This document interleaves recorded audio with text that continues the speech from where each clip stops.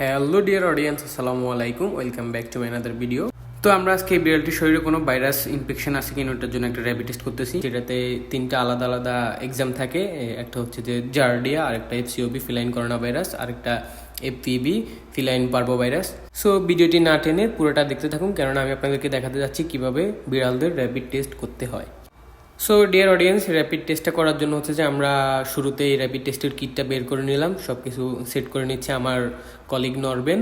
Dear audience, আপনাদেরকে আরেকটা ব্যাপার জানিয়ে রাখি, একটা র্যাপিড টেস্ট সাধারণত দুইটা টাইপসের হয়। একটা হচ্ছে যে আপনার এবি অ্যান্টিবডি, আর একটা হচ্ছে এজি অ্যান্টিজেন।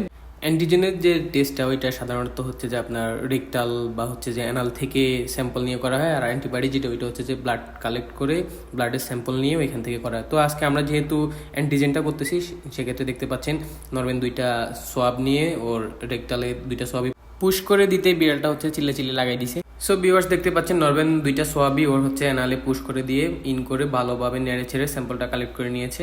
সো গাইজ, আমাদের হচ্ছে যে স্যাম্পল কালেক্ট করা শেষ। এখন স্যাম্পলটাকে বাপার টিউবে ঢুকানোর পালা। এই যে দেখতে পাচ্ছেন নরবেনের হাতে একটি বাপার টিউব, এখানে একটা সোয়াব ঢুকিয়ে দিল, বাবা ভালোভাবে নেড়ে ছেড়ে নিচ্ছে। তো আমরা যে টেস্টটা করতেছি ফিলিডি3, এটা আসলে দুইটা টিউব আসে একটা টেস্টের জন্য, একটাতে হচ্ছে যে গার্ডিয়া আর অন্য একটাতে হচ্ছে দুইটা টেস্ট করা হয় সাধারণত করোনা প্লাস হচ্ছে পার্ভোভাইরাস আর কি।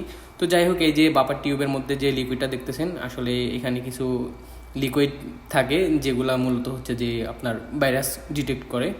তো যাই হোক, নরবেন ভালোভাবে নেড়ে চেড়ে নিচ্ছে সোয়াবটা বাপার টিউবের মধ্যে। এই যে দেখতে পাচ্ছেন, এটা অ্যাটলিস্ট 1 মিনিট করে 2 মিনিট দুইটা টিউবের মধ্যেই হচ্ছে যে সোয়াবগুলো ভালোভাবে নেড়ে চেড়ে নিতে হবে। তো গাইজ, বাপার টিউবের স্যাম্পল মিক্স করার শেষে নরবেন একটা ড্রপার নিল, যেটাতে হচ্ছে যে কয়েক ফোঁটা এখান থেকে স্যাম্পল নিবে আর টেস্টটা করার জন্য। তো এটা ছিল হচ্ছে যে গার্ডিয়ার বাপার টিউব, এখান থেকে কয়েক ফোঁটা নিল আর গার্ডিয়ার যে ইন্ডিকেটর আছে ওইখানে প্লেস করতেছে স্যাম্পলটা টেস্টটা করার জন্য।